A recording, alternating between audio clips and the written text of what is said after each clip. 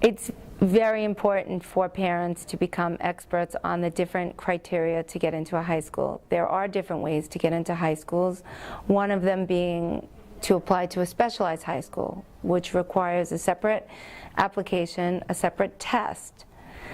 Then there is the general pool, which is filling out an application and ranking schools. There's also, within that application, limited screen schools, audition schools. The audition schools in New York City are fiercely competitive.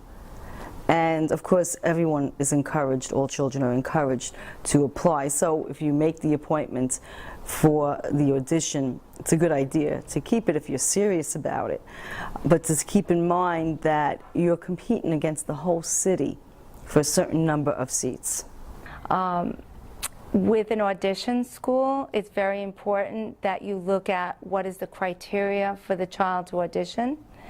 It may be a certain musical instrument, it may be an audition, a vocal audition or dance. Look at what they're looking for and be realistic. I believe it's always worth it for a child to try. There's no harm in putting them out there and let them get experience. But be realistic, it's very competitive, the audition schools. Many children can dance, many children can sing. But become familiar with the criteria for the screen schools and make sure that your child is eligible. The specialized high schools in New York City require a specialized test. So you do have to register to have your child take the test, and a lot of parents do believe in test prep for this type of test since it's not the usual, like a state test. And then they take the test, and you have to rank the specialized high schools in order, and a lot of folks will say you should list all the specialized high schools that are available in the city. And basically, if the child passes the test and scores high enough, they rank by the score. So they start with the highest ranked score and they work their way down according to how you ranked it on your application. And if the child scores high enough, then you will get, a match.